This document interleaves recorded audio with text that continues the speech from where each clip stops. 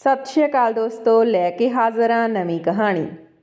ਸੀਮਾ ਨੇ ਆਪਣੇ ਪਤੀ ਦੀਪਕ ਨੂੰ ਕਿਹਾ ਕਿ ਪਾਪਾ ਜੀ ਤਾਂ ਇਸ ਦੁਨੀਆ ਤੋਂ ਚਲੇ ਗਏ ਆ। ਹੁਣ ਇਸ ਅਧਮਰੀ ਬੁੜੀ ਨੂੰ ਵੀ ਉਹਨਾਂ ਦੇ ਕੋਲ ਭੇਜ ਦਿੰਨੇ ਆ, ਫਿਰ ਸਾਡੀ ਸਾਰੀ ਪ੍ਰੋਬਲਮ ਸੋਲਵ ਹੋ ਜਾਵੇਗੀ। ਕਹਿ ਦੇਵਾਂਗੇ ਕਿ ਪਾਪਾ ਜੀ ਦੇ ਸਦਮੇ 'ਚ ਮੰਮੀ ਜੀ ਵੀ ਇਸ ਦੁਨੀਆ ਤੋਂ ਚਲੀ ਗਈ। ਫਿਰ ਨਾ ਆਪਾਂ ਨੂੰ ਤੁਹਾਡੀ ਭੈਣ ਰੀਤੂ ਦਾ ਕੋਈ ਡਰ ਹੋਵੇਗਾ ਤੇ ਨਾ ਹੀ ਕਿਸੇ ਹੋਰ ਦਾ। ਫਿਰ ਸੀਮਾ ਨੇ ਆਪਣੀ ਸੱਸ ਦੇ ਲਈ ਦਲੀਆ ਬਣਾਇਆ ਤੇ ਦਲੀਏ 'ਚ ਜ਼ਹਿਰ ਪਾ ਦਿੱਤਾ। ਜਦੋਂ ਸੀਮਾ ਆਪਣੀ ਸੱਸ ਰੇਖਾ ਨੂੰ ਦਲੀਆ ਖਵਾਉਣ ਲੱਗੀ ਤਾਂ ਅਚਾਨਕ ਉਸਦੀ ਨਨਾਣ ਰੀਤੂ ਨੇ ਉਸਦੀ ਗਲ 'ਤੇ ਥੱਪੜ ਮਾਰਿਆ ਤਾਂ ਸੀਮਾ ਜ਼ਮੀਨ 'ਤੇ ਡਿੱਗ ਪਈ। ਅਚਾਨਕ ਰੀਤੂ ਨੂੰ ਦੇਖ ਕੇ ਸੀਮਾ ਹੈਰਾਨ ਰਹਿ ਗਈ। ਰੀਤੂ ਬੋਲੀ, ਭਾਬੀ ਤੁਹਾਡੀ ਹਿੰਮਤ ਕਿਵੇਂ ਹੋਈ ਮੇਰੀ ਮਾਂ ਨਾਲ ਅਜਿਹਾ ਕਰਨ ਦੀ? ਤੁਸੀਂ ਮਾਂ ਦੇ ਦਲੀਏ ਵਿੱਚ ਜ਼ਹਿਰ ਮਿਲਾਇਆ? ਰੀਤੂ ਦੇ ਬੋਲਣ ਦੀ ਆਵਾਜ਼ ਸੁਣ ਕੇ ਦੀਪਕ ਵੀ ਆਪਣੀ ਮਾਂ ਦੇ ਕਮਰੇ ਵਿੱਚ ਆ ਗਿਆ ਤੇ ਆਪਣੀ ਭੈਣ ਨੂੰ ਅਚਾਨਕ ਦੇਖ ਕੇ ਦੰਗ ਰਹਿ ਗਿਆ। ਫਿਰ ਖੁਦ ਨੂੰ ਸੰਭਾਲਦਾ ਹੋਇਆ ਦੀਪਕ ਬੋਲਿਆ, ਰੀਤੂ ਦੀਦੀ ਤੁਸੀਂ ਤਾਂ ਕੱਲ੍ਹ ਆਉਣ ਵਾਲੇ ਸੀ ਨਾ? ਰੀਤੂ ਬੋਲੀ, ਤੁਹਾਨੂੰ ਨਹੀਂ ਪਤਾ ਸੀ, ਪਰ ਮੈਂ ਅੱਜ ਹੀ ਵਿਦੇਸ਼ ਤੋਂ ਇੱਥੇ ਪਹੁੰਚ ਗਈ ਸੀ ਆਪਣੇ ਘਰ। ਤੈਨੂੰ ਤੇ ਭਾਬੀ ਨੂੰ ਗੱਲਾਂ ਕਰਦੇ ਹੋਏ ਮੈਂ ਸੁਣ ਲਿਆ ਸੀ। ਮੈਂ ਤੁਹਾਡੀਆਂ ਸਾਰੀਆਂ ਗੱਲਾਂ ਮੋਬਾਈਲ ਵਿੱਚ ਰਿਕਾਰਡ ਕਰ ਲਈਆਂ।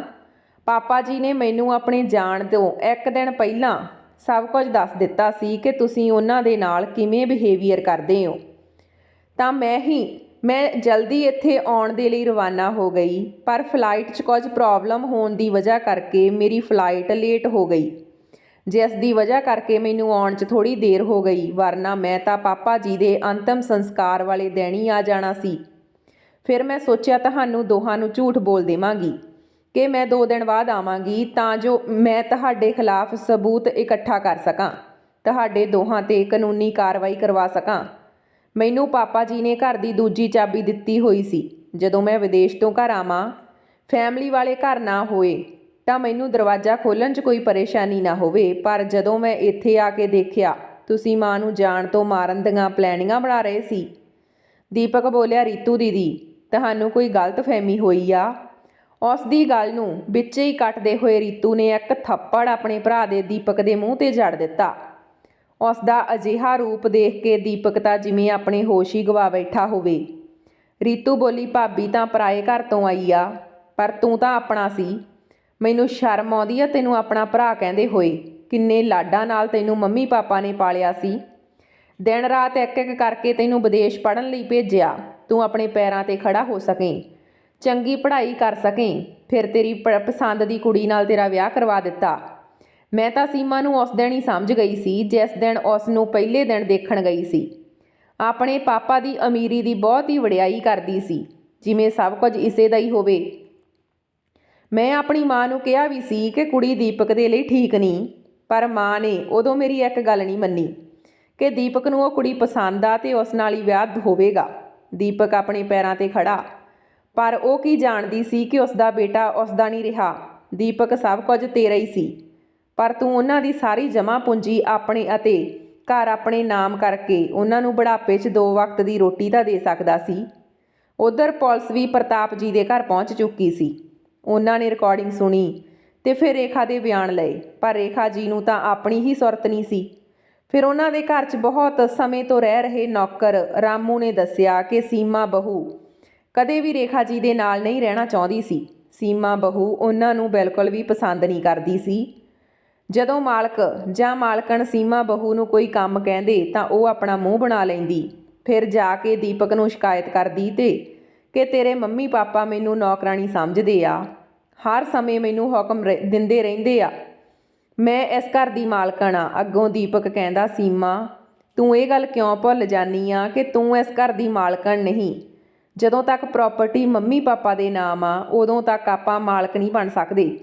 ਜਦੋਂ ਤੱਕ ਇਹ ਪ੍ਰਾਪਰਟੀ ਆਪਣੇ ਹੱਥ ਨਹੀਂ ਆ ਜਾਂਦੀ ਉਦੋਂ ਤੱਕ ਤੈਨੂੰ ਉਹਨਾਂ ਨਾਲ ਚੰਗਾ ਬਿਹੇਵ ਕਰਨਾ ਪਵੇਗਾ, ਇਹੀ ਆਪਣੇ ਲਈ ਬਿਹਤਰ ਹੋਵੇਗਾ। ਫਿਰ ਸੀਮਾ ਬਹੂ ਝੂਠੀ ਮੁਸਕਾਨ ਲੈ ਕੇ ਆਪਣੇ ਸੱਸ ਸਹੁਰੇ ਦੀ ਗੱਲ ਮੰਨ ਲੈਂਦੀ ਸੀ। ਫਿਰ ਦੀਪਕ ਨੇ ਮੈਨੂੰ ਆਪਣੀਆਂ ਗੱਲਾਂ ਸੁਣਦੇ ਹੋਏ ਦੇਖ ਲਿਆ ਸੀ। ਉਹਨਾਂ ਨੇ ਮੈਨੂੰ ਧਮਕੀ ਵੀ ਦਿੱਤੀ ਸੀ ਕਿ ਜੇ ਤੂੰ ਮਾਂ ਪਾਪਾ ਜੀ ਨਾਲ ਜਾਂ ਕਿਸੇ ਹੋਰ ਨੂੰ ਕੁਝ ਦੱਸਿਆ, ਫਿਰ ਜੋ ਤੇਰਾ ਬੇਟਾ ਮੇਰੀ ਕੰਪਨੀ 'ਚ ਕੰਮ ਕਰਦਾ, ਮੈਂ ਉਸ 'ਤੇ ਚੋਰੀ ਦਾ ਇਲਜ਼ਾਮ ਲਗਾ ਕੇ ਉਸ ਨੂੰ ਜੇਲ੍ਹ 'ਚ ਭੇਜ ਦੇਵਾਂਗਾ ਅਤੇ ਤੈਨੂੰ ਵੀ ਆਪਣੇ ਘਰ 'ਚੋਂ ਕੱਢ ਦੇਵਾਂਗਾ। ਫਿਰ ਤੈਨੂੰ ਭੀਖ ਮੰਗਣ ਲਈ ਮਜਬੂਰ ਹੋ ਜਾਵੇਂਗਾ। ਰਾਮੂ ਬੋਲਦਾ ਬੋਲਦਾ ਰੁਕ ਗਿਆ। ਫਿਰ ਇੱਕ ਪੁਲਿਸ ਅਧਿਕਾਰੀ ਨੇ ਰਾਮੂ ਨੂੰ ਇੱਕ ਗਲਾਸ ਪਾਣੀ ਪਿਆਇਆ। ਫਿਰ ਰਾਮੂ ਅੱਗੇ ਬੋਲਣਾ ਲੱਗਿਆ ਕਿ ਇੱਕ ਦਿਨ ਪ੍ਰਤਾਪ ਜੀ ਅਚਾਨਕ ਬਹੁਤ ਬਿਮਾਰ ਹੋ ਗਏ। ਉਹਨਾਂ ਦੇ ਮੂੰਹ ਵਿੱਚੋਂ ਖੂਨ ਆਉਣ ਲੱਗ ਗਿਆ। ਉਹਨਾਂ ਨੂੰ ਫੌਰਨ ਹੌਸਪੀਟਲ ਲਿਜਾਇਆ ਗਿਆ। ਡਾਕਟਰ ਨੇ ਇਲਾਜ ਦਾ ਖਰਚਾ 3 ਲੱਖ ਦੱਸਿਆ। ਮਾਲਕਣ ਨੇ ਦੀਪਕ ਨੂੰ ਕਿਹਾ ਕਿ ਬੇਟਾ ਤੂੰ ਤਾਂ ਜਾਣਦਾ ਹੀ ਆ ਕਿ ਤੇਰੇ ਪਾਪਾ ਜੀ ਦੀ ਜਮ੍ਹਾਂ ਪੂੰਜੀ ਤਾਂ ਉਹਨਾਂ ਦੇ ਬਚਤ ਖਾਤੇ ਵਿੱਚ ਜਮ੍ਹਾਂ, ਉਹਨਾਂ ਤੋਂ ਇਲਾਵਾ ਉਹ ਪੈਸੇ ਕੋਈ ਨਹੀਂ ਕਢਵਾ ਸਕਦਾ। ਉਹ ਪੈਸੇ ਕਿਵੇਂ ਕਢਵਾਉਣਗੇ ਇਹ ਵੀ ਨਹੀਂ ਪਤਾ ਅਤੇ ਤੇਰੇ ਪਾਪਾ ਜੀ ਇਹ ਦੱਸਣ ਦੀ ਹਾਲਤ 'ਚ ਨਹੀਂ।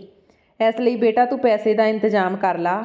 ਦੀਪਕ ਨੇ ਆਪਣੀ ਪਰੇਸ਼ਾਨੀ ਮਾਂ ਨੂੰ ਦੱਸਦੇ ਹੋਏ ਕਿਹਾ ਕਿ ਮਾਂ, ਮੈਂ ਇੰਨੇ ਪੈਸੇ ਇੰਤਜ਼ਾਮ ਕਿਵੇਂ ਕਰ ਸਕਦਾ।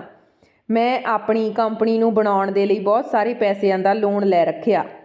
ਫਿਰ ਰੇਖਾ ਜੀ ਬੋਲੀ, ਬੇਟਾ ਕਿਸੇ ਰਿਸ਼ਤੇਦਾਰ ਜਾਂ ਦੋਸਤ ਤੋਂ ਕਰਜ਼ਾ ਲੈ ਲਾ।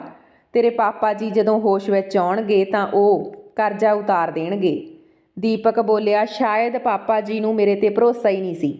ਮੈਂ ਉਹਨਾਂ ਨੂੰ ਪਹਿਲਾਂ ਵੀ ਕਿਹਾ ਸੀ ਕਿ ਤੁਸੀਂ ਆਪਣੀ ਸਾਰੀ ਪ੍ਰਾਪਰਟੀ ਮੇਰੇ ਨਾਮ ਕਰ ਦਿਓ, ਮੈਨੂੰ ਸਾਰਾ ਹਿਸਾਬ ਕਿਤਾਬ ਦੱਸ ਦਿਓ, ਪਰ ਹਰ ਸਮੇਂ ਇਹ ਕਹਿ ਕੇ ਟਾਲ ਦਿੰਦੇ ਸੀ ਕਿ ਸਭ ਕੁਝ ਤੇਰਾ ਹੀ ਆ।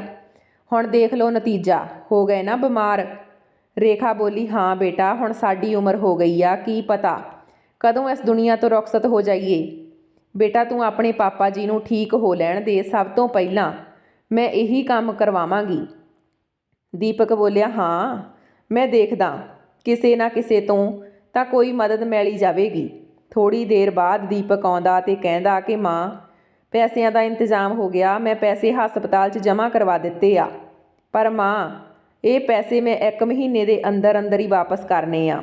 ਰੇਖਾ ਜੀ ਬੋਲੀ, ਹਾਂ ਬੇਟਾ, ਤੇਰੇ ਪਾਪਾ ਜੀ ਨੂੰ ਜਦੋਂ ਹੋਸ਼ ਆਉਂਦਾ ਮੈਂ ਸਾਰਾ ਕਰਜ਼ਾ ਵਾਪਸ ਕਰਵਾਵਾਂਗੀ। ਸੀਮਾ ਦੀਪਕ ਦਾ ਹੱਥ ਖਿੱਚਦੇ ਹੋਏ ਕਮਰੇ 'ਚ ਲੈ ਗਈ ਅਤੇ ਕਹਿੰਦੀ ਕਿ ਤੇਰਾ ਦਿਮਾਗ ਖਰਾਬ ਹੋ ਗਿਆ, ਤੂੰ ਇਸ ਬੁੱਢੇ ਨੂੰ ਬਚਾਉਣ 'ਚ ਲੱਗਿਆ ਹੋਇਆ। ਇਹ ਬੁੱਢਾ ਮਰ ਗਿਆ ਤਾਂ ਸਾਰੀ ਪ੍ਰਾਪਰਟੀ ਸਾਡੀ ਹੋ ਜਾਵੇਗੀ, ਉਸ 'ਤੇ ਸਾਡਾ ਅਧਿਕਾਰ ਹੋਵੇਗਾ ਅਤੇ ਤੂੰ ਪੈਸੇ ਖਰਚ ਕਰਨ 'ਚ ਲੱਗਿਆ। ਇੰਨੇ ਪੈਸੇ ਦਾ ਇੰਤਜ਼ਾਮ ਕਿੱਥੋਂ ਕੀਤਾ? ਕਿਤੇ ਇਹ ਪੈਸੇ ਸਾਡੇ ਤਾਂ ਨਹੀਂ? ਦੀਪਕ ਬੋਲਿਆ, ਹਾਂ ਸੀਮਾ, ਇਹ ਪੈਸੇ ਸਾਡੇ ਹੀ ਆ। ਕੁਝ ਵੱਡਾ ਪਾਉਣ ਦੇ ਲਈ ਛੋਟੇ ਛੋਟੇ ਕਦਮ ਚੁੱਕਣੇ ਹੀ ਪੈਂਦੇ ਆ। ਮਾਂ ਇਹ ਪੈਸੇ ਪਾਪਾ ਜੀ ਦੇ ਹੋਸ਼ ਵਿੱਚ ਆਉਂਦੇ ਹੀ ਵਾਪਸ ਕਰ ਦੇਵੇਗੀ। ਹੁਣ ਮਾਂ ਅਤੇ ਪਾਪਾ ਜੀ ਦੀ ਉਮਰ ਹੋ ਗਈ ਆ, ਉਹ ਕਦੇ ਵੀ ਬਿਮਾਰ ਹੋ ਸਕਦੇ ਆ, ਇਸ ਲਈ ਮਾਂ ਪਾਪਾ ਜੀ ਦਾ ਬੈਂਕ ਖਾਤਾ ਵੀ ਮੇਰੇ ਨਾਮ ਕਰਵਾ ਦੇਵੇਗੀ। ਉਹਨਾਂ ਨੇ ਮੈਨੂੰ ਕਿਹਾ ਕਿ ਫਿਰ ਜਲਦੀ ਹੀ ਮੈਂ ਆਪਣੀ ਕੰਪਨੀ ਦਾ ਮਾਲਕ ਬਣ ਜਾਵਾਂਗਾ। ਫਿਰ ਜਦੋਂ ਪ੍ਰਤਾਪ ਜੀ ਹੌਸਪੀਟਲ 'ਚੋਂ ਆਪਣੇ ਘਰ ਆਏ, ਰੇਖਾ ਨੇ ਸਭ ਤੋਂ ਪਹਿਲਾਂ 3 ਲੱਖ ਦਾ ਚੈੱਕ ਦੀਪਕ ਨੂੰ ਦਿੱਤਾ ਅਤੇ ਕਿਹਾ ਕਿ ਜਿਸ ਤੋਂ ਤੂੰ ਇਹ ਪੈਸੇ ਲਏ ਆ ਉਸ ਨੂੰ ਵਾਪਸ ਕਰ ਦੇ ਬੇਟਾ। ਉਸ ਦੇ ਬਾਅਦ ਪ੍ਰਤਾਪ ਜੀ ਨੂੰ ਕਿਹਾ ਕਿ ਦੇਖੋ ਜੀ, ਹੁਣ ਸਾਡੀ ਉਮਰ ਹੋ ਗਈ ਆ, ਪਤਾ ਨਹੀਂ ਕਦੋਂ ਕੀ ਹੋ ਜਾਵੇ, ਇਸ ਲਈ ਆਪਾਂ ਆਪਣੀ ਸਾਰੀ ਪ੍ਰਾਪਰਟੀ ਅਤੇ ਆਪਣਾ ਅਕਾਊਂਟ ਦੀਪਕ ਦੇ ਨਾਮ ਕਰ ਦਿੰਨੇ ਆ। ਦੀਪਕ ਹੀ ਸਾਡੀ ਔਲਾਦ ਆ, ਇਹ ਸਭ ਕੁਝ ਉਸੇ ਦਾ ਹੀ ਆ, ਅਸੀਂ ਚਾਹੇ ਅੱਜ ਦੇ ਦੇਈਏ ਚਾਹੇ ਕੱਲ੍ਹ। ਦੀਪਕ ਸਾਡੇ ਬੁਢਾਪੇ ਦਾ ਸਹਾਰਾ। ਆਪਾਂ ਇਹ ਧਨ ਦੌਲਤ ਲੈ ਕੇ ਕਦੋਂ ਤੱਕ ਬੈਠੇ ਰਵਾਂਗੇ। ਜੇ ਦੀਪਕ ਨਾ ਹੁੰਦਾ ਤਾਂ ਸ਼ਾਇਦ ਤੁਸੀਂ ਸਾਡੇ ਵਿੱਚ ਨਾ ਹੁੰਦੇ। ਉਹਨਾਂ ਪੈਸਿਆਂ ਦਾ ਇੰਤਜ਼ਾਮ ਕੀਤਾ ਸੀ, ਸਾਡਾ ਬੇਟਾ ਹੀ ਸਾਡਾ ਅਸਲੀ ਧਨ ਆ। ਪ੍ਰਤਾਪ ਜੀ ਨੇ ਸੋਚਿਆ ਕਿ ਰੇਖਾ ਬਿਲਕੁਲ ਠੀਕ ਕਹਿ ਰਹੀ ਆ, ਜੇ ਦੁਬਾਰਾ ਅਜਿਹਾ ਹੋ ਗਿਆ ਤਾਂ ਫਿਰ ਮੁਸ਼ਕਲ ਹੋ ਜਾਵੇਗੀ। ਇਸ ਲਈ ਉਹਨਾਂ ਨੇ ਆਪਣੀ ਸਾਰੀ ਪ੍ਰਾਪਰਟੀ ਦੀਪਕ ਦੇ ਨਾਮ ਕਰ ਦਿੱਤੀ। ਅਗਲੇ ਦਿਨ ਜਦੋਂ ਦੁਪਹਿਰ ਨੂੰ ਰੇਖਾ ਜੀ ਨੇ ਆਪਣੀ ਨੂੰਹ ਨੂੰ ਕਿਹਾ, ਸੀਮਾ ਬੇਟਾ, ਆਪਣੇ ਪਾਪਾ ਜੀ ਲਈ ਦਲੀਆ ਬਣਾ ਦੇ। ਸੀਮਾ ਬੋਲੀ, ਮੰਮੀ ਜੀ 1 ਮਿੰਟ ਰੁਕੋ, ਮੈਂ ਕਾਪੀ ਪੈਨ ਲੈ ਕੇ ਆਉਣੀ ਆ, ਫਿਰ ਮੈਨੂੰ ਦੱਸ ਦਿਓ ਕਿ ਤੁਸੀਂ ਤੇ ਪਾਪਾ ਜੀ ਕੀ ਕੀ ਖਾਓਗੇ। ਸੀਮਾ ਨੇ ਚੀਕਦੇ ਹੋਏ ਕਿਹਾ, ਮੈਂ ਸਮਝੀ ਨਹੀਂ ਬਹੂ, ਤੂੰ ਕੀ ਕਹਿ ਰਹੀ ਆ? ਸੀਮਾ ਬੋਲੀ ਕਿ ਤੁਹਾਡੀ ਨਜ਼ਰ ਵਿੱਚ ਤਾਂ ਮੈਂ ਨੌਕਰਾਣੀ ਆ, ਜੋ ਹਰ ਸਮੇਂ ਤੁਹਾਡੇ ਆਰਡਰ ਲੈਂਦੀ ਰਹਾਂ। ਸਮਝ ਨਹੀਂ ਆਉਂਦਾ? ਤੁਹਾਨੂੰ ਪਾਪਾ ਜੀ ਬਿਮਾਰ ਆ ਅਤੇ ਤੁਸੀਂ ਬਿਮਾਰ ਨਹੀਂ ਹੋ, ਖੁਦ ਬਣਾ ਲਓ ਦਲੀਆ।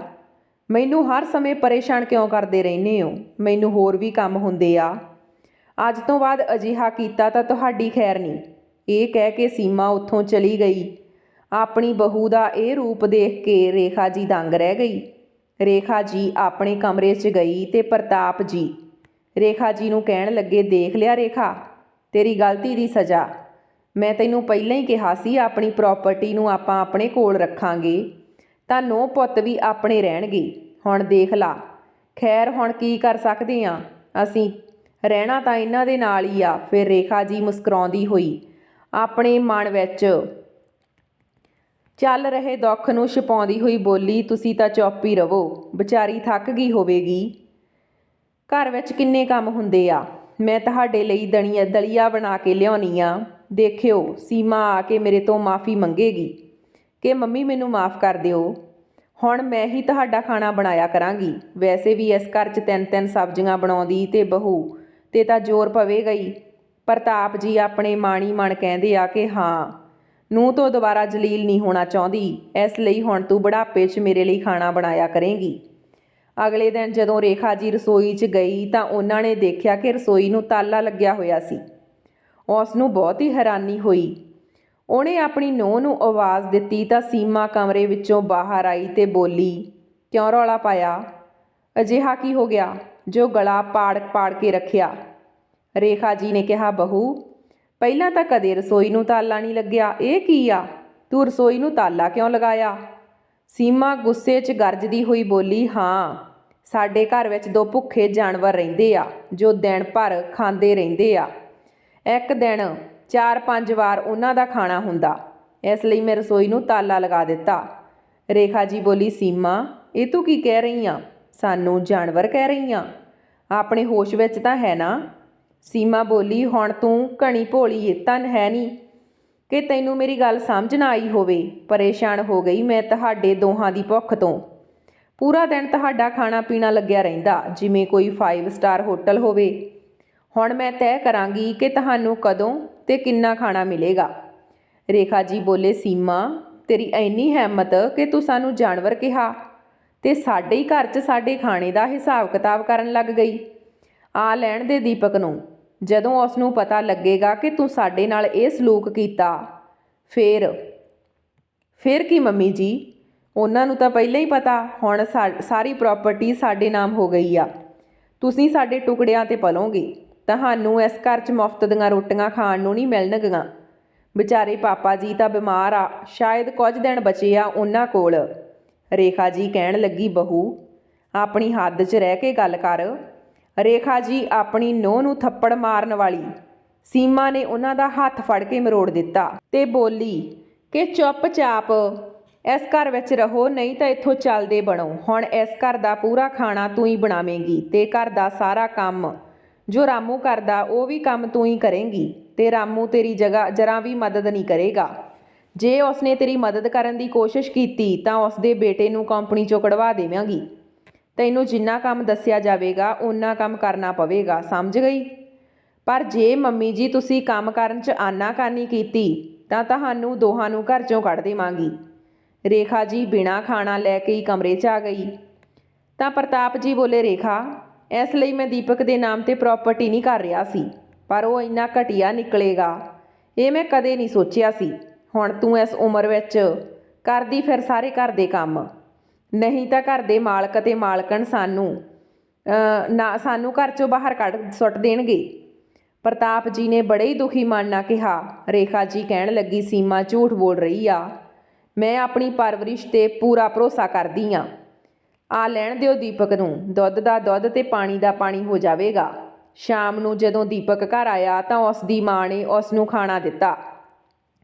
ਖਾਣਾ ਖਾਣ ਤੋਂ ਬਾਅਦ ਰੇਖਾ ਜੀ ਬੋਲੀ, ਬੇਟਾ ਸੀਮਾ ਨੂੰ ਦੱਸ ਕਿ ਅਸੀਂ ਤੇਰੇ ਮਾਤਾ ਪਿਤਾ ਕਿ ਇਸ ਘਰ ਦੇ ਨੌਕਰ? ਦੀਪਕ ਖਿੱਝਦਾ ਹੋਇਆ ਬੋਲਿਆ, ਬਸ ਕਰ ਮਾਂ, ਬਹੁਤ ਹੋ ਗਿਆ, ਬਹੁਤ ਬਰਦਾਸ਼ਤ ਕਰ ਲਿਆ ਮੈਂ ਤੁਹਾਨੂੰ ਦੋਹਾਂ ਨੂੰ। ਅੱਜ ਕੱਲ੍ਹ ਦੇ ਜ਼ਮਾਨੇ ਵਿੱਚ ਮਾਂ-ਬਾਪ ਤੋਂ ਵੱਡਾ ਪੈਸਾ। ਤੁਹਾਨੂੰ ਕੀ ਲੱਗਦਾ ਮੈਂ ਤੇ ਸੀਮਾ ਤੁਹਾਡੀ ਜ਼ਿੰਦਗੀ ਭਰ ਗੁਲਾਮੀ ਕਰਦੇ ਰਹਿੰਦੇ? ਰੇਖਾ ਜੀ ਇੱਕਦਮ ਚੁੱਪ ਹੋ ਗਈ, ਜਿਵੇਂ ਉਹਦੀ ਜ਼ੁਬਾਨ ਹੀ ਨਾ ਹੋਵੇ। ਦੀਪਕ ਉੱਥੋਂ ਚਲਾ ਗਿਆ। ਰੇਖਾ ਜੀ ਆਪਣੇ ਕਮਰੇ ਵਿੱਚ ਜਾ ਕੇ ਬਹੁਤ ਹੀ ਰੋਈ। ਪ੍ਰਤਾਪ ਜੀ ਨੇ ਉਸ ਨੂੰ ਦਿਲਾਸਾ ਦਿੱਤਾ, ਰੇਖਾ ਤੂੰ ਹਿੰਮਤ ਹਾਰ ਜਾਵੇਂਗੀ ਤਾਂ ਮੇਰਾ ਕੀ ਬਣੇਗਾ? ਹੁਣ ਰਹਿਣਾ ਤਾਂ ਆਪਾਂ ਦੀਪਕ ਤੇ ਸੀਮਾ ਦੇ ਨਾਲ ਹੀ ਆ। ਅਸੀਂ ਜ਼ਿੰਦਗੀ ਦੇ ਆਖਰੀ ਪਲ ਬਸ ਇੱਥੇ ਕੱਢ ਲਵਾਂਗੇ, ਤੂੰ ਚੁੱਪ ਰਿਹਾ ਕਰ।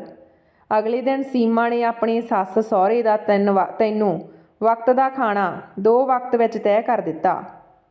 ਹੁਣ ਪ੍ਰਤਾਪ ਜੀ ਪਹਿਲਾਂ ਦੇ ਮੁਕਾਬਲੇ ਜ਼ਿਆਦਾ ਬਿਮਾਰ ਰਹਿਣ ਲੱਗ ਗਏ। ਇੱਕ ਦਿਨ ਰੇਖਾ ਜੀ ਆਪਣੇ ਆਪ ਨੂੰ ਬਹੁਤ ਹੀ ਕਮਜ਼ੋਰ ਮਹਿਸੂਸ ਕਰ ਰਹੀ ਸੀ। ਰੇਖਾ ਜੀ ਘਰ ਦਾ ਸਾਰਾ ਕੰਮ ਨਿਬੇੜ ਕੇ ਆਰਾਮ ਕਰਨ ਦੇ ਲਈ ਪੈ ਗਈ। ਪਤਾ ਨਹੀਂ ਉਹਦੀ ਅੱਖ ਕਦੋਂ ਲੱਗ ਗਈ। ਪ੍ਰਤਾਪ ਜੀ ਹੌਲੀ ਹੌਲੀ ਕਮਰੇ ਵਿੱਚੋਂ ਬਾਹਰ ਆਪਣੇ ਨੂੰ ਸੀਮਾ ਨੂੰ ਕਹਿਣ ਲੱਗੇ, ਬੇਟਾ ਅੱਜ ਮੈਨੂੰ ਖਾਣਾ ਨਾ ਦਿਓ, ਮੇਰੇ ਹਿੱਸੇ ਦਾ ਖਾਣਾ ਆਪਣੀ ਮਾਂ ਨੂੰ ਦੇ ਦਿਓ, ਉਹ ਬਹੁਤ ਕਮਜ਼ੋਰੀ ਮਹਿਸੂਸ ਕਰ ਰਹੀ ਆ। ਸੀਮਾ ਚੀਕਦੀ ਹੋਈ ਬੋਲੀ, ਹਾਂ ਹੁਣ ਉਸ ਨੂੰ ਕਮਜ਼ੋਰੀ ਹੋ ਰਹੀ ਆ, ਫਿਰ ਕੁਝ ਦਿਨਾਂ ਬਾਅਦ ਤੁਹਾਨੂੰ ਕਮਜ਼ੋਰੀ ਮਹਿਸੂਸ ਹੋਵੇਗੀ। ਸੀਮਾ ਦੀ ਗੱਲ ਸੁਣ ਕੇ ਪ੍ਰਤਾਪ ਜੀ ਆਪਣੇ ਕਮਰੇ 'ਚ ਚਲੇ ਗਏ। ਰੇਖਾ ਜੀ ਸੌਂ ਕੇ ਉੱਠਦੀ ਆ ਤੇ ਕਹਿੰਦੀ ਆ ਕਿ ਮੇਰੀ ਤਾਂ ਅੱਖ ਕਦੋਂ ਲੱਗ ਗਈ, ਮੈਨੂੰ ਪਤਾ ਹੀ ਨਹੀਂ ਲੱਗਿਆ। ਤਾਂ ਪ੍ਰਤਾਪ ਜੀ ਕਹਿਣ ਲੱਗੇ, ਮੈਂ ਖਾਣਾ ਖਾ ਲਿਆ, ਤੂੰ ਜਾ ਕੇ ਖਾਣਾ ਖਾ ਲੈ। ਰੇਖਾ ਜੀ ਕਹਿਣ ਲੱਗੀ, ਵੈਸੇ ਅੱਜ ਖਾਣੇ 'ਚ ਕੀ ਬਣਾਇਆ? ਪ੍ਰਤਾਪ ਜੀ ਕਹਿਣ ਲੱਗੇ, ਤੂੰ ਇੰਨੇ ਸਵਾਲ ਕਿਉਂ ਕਰਦੀ ਆ, ਜਾ ਕੇ ਖਾਣਾ ਖਾ ਲਾ, ਮੈਂ ਸੌਣਾ, ਮੈਨੂੰ ਪਰੇਸ਼ਾਨ ਨਾ ਕਰ। ਇਹ ਕਹਿ ਕੇ ਪ੍ਰਤਾਪ ਜੀ ਪੈ ਗਏ ਤੇ ਅੱਖਾਂ ਬੰਦ ਕਰ ਲਈਆਂ।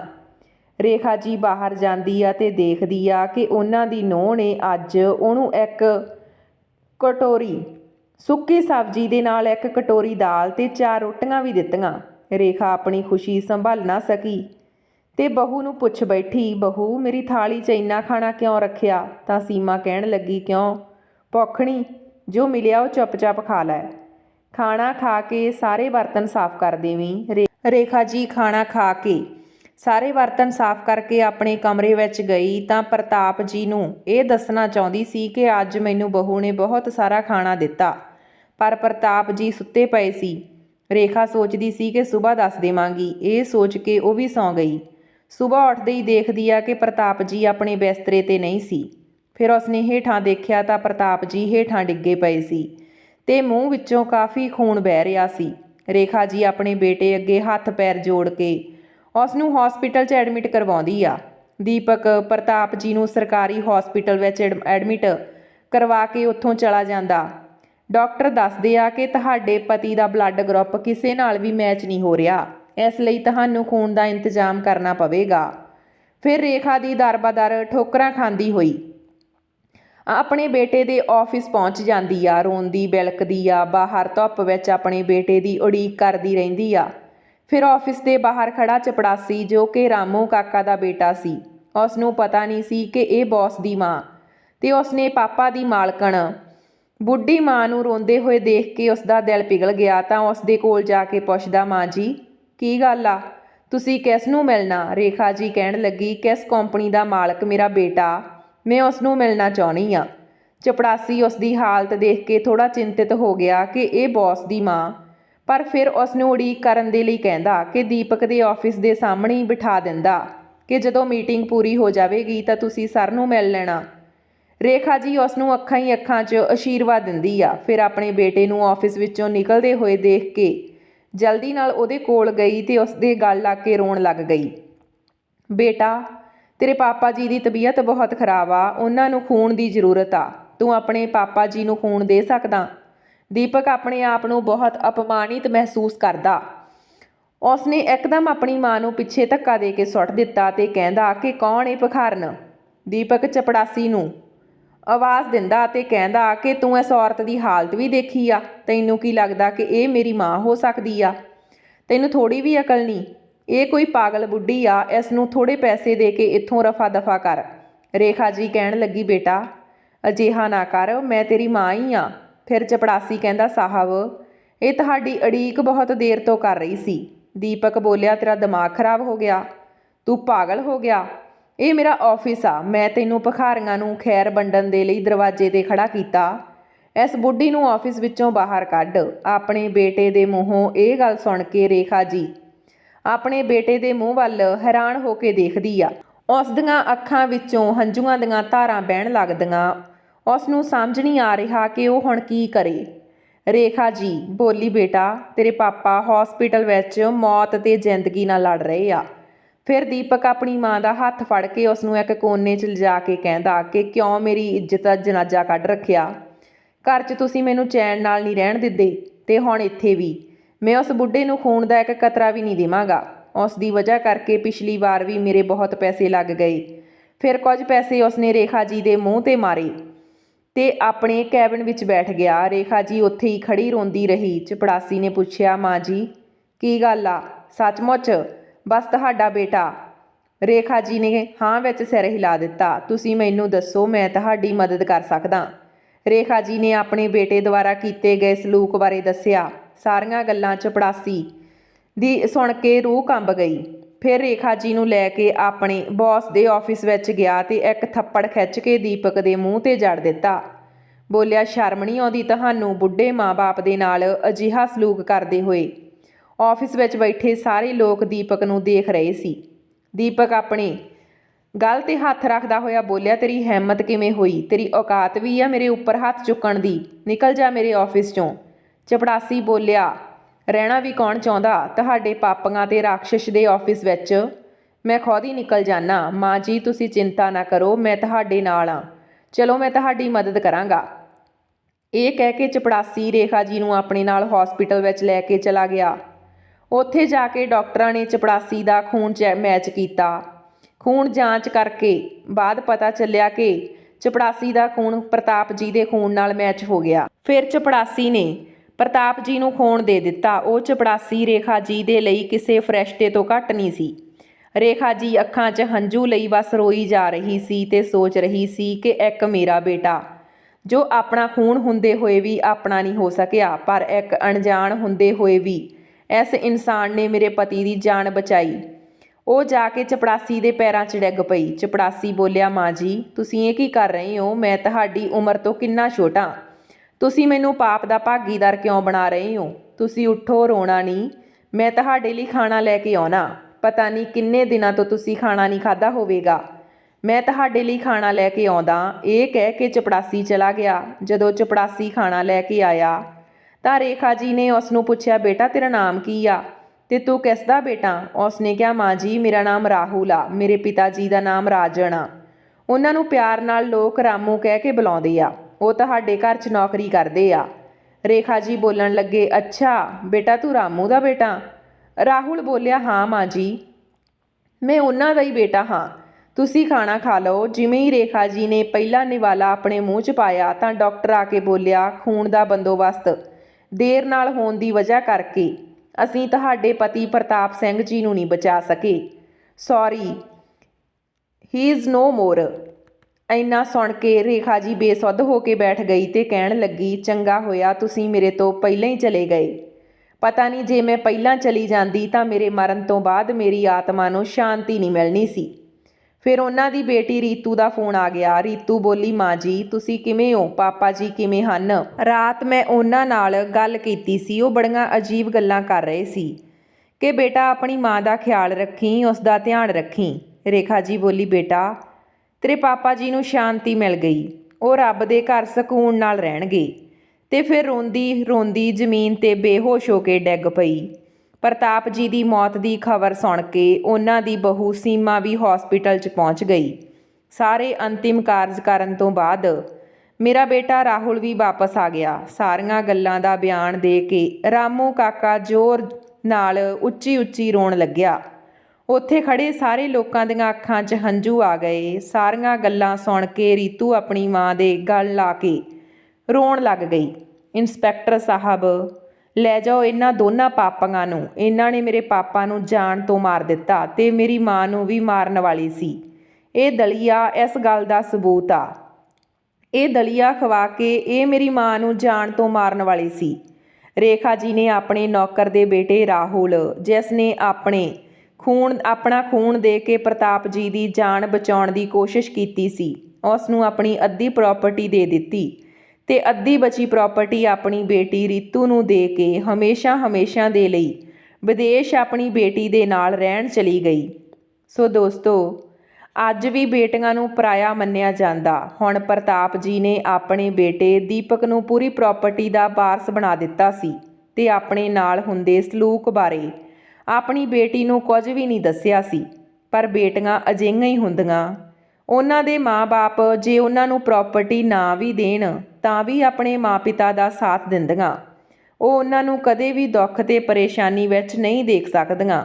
ਅਸੀਂ ਇਹ ਨਹੀਂ ਕਹਿ ਰਹੇ ਕਿ ਹਰ ਬੇਟਾ ਅਜਿਹਾ ਹੁੰਦਾ, ਪਰ ਇਸ ਜ਼ਮਾਨੇ 'ਚ ਅਜਿਹੇ ਬਹੁਤ ਬੇਟੇ ਜਨਮ ਲੈ ਚੁੱਕੇ ਆ ਜੋ ਆਪਣੇ ਮਾਤਾ ਪਿਤਾ ਦੀ ਜ਼ਮੀਨ ਜਾਇਦਾਦ ਦੇ ਲਈ ਅੱਗੇ ਰਹਿੰਦੇ ਆ, ਪਰ ਬੁਢਾਪੇ ਵਿੱਚ ਉਹਨਾਂ ਦੀ ਸੇਵਾ ਕਰਨ ਤੋਂ ਪਿੱਛੇ ਹਟ ਜਾਂਦੇ ਆ। ਸੋ ਦੋਸਤੋ, ਇਹ ਸੀ ਸਾਡੀ ਅੱਜ ਦੀ ਕਹਾਣੀ। ਜੇ ਤੁਹਾਨੂੰ ਕਹਾਣੀ ਵਧੀਆ ਲੱਗੀ ਤਾਂ ਲਾਈਕ ਸ਼ੇਅਰ ਕਰਕੇ ਜ਼ਰੂਰ ਜਾਇਓ। ਅਜਿਹੀਆਂ ਹੋਰ ਕਹਾਣੀਆਂ ਸੁਣਨ ਲਈ ਸਾਡੇ ਚੈਨਲ ਨੂੰ ਸਬਸਕ੍ਰਾਈਬ ਕਰਿਓ। ਮਿਲਦੇ ਹਾਂ ਕਿਸੇ ਨਵੀਂ ਕਹਾਣੀ ਦੇ ਨਾਲ। ਤਦ ਤੱਕ ਸਤਿ ਸ਼੍ਰੀ ਅਕਾਲ।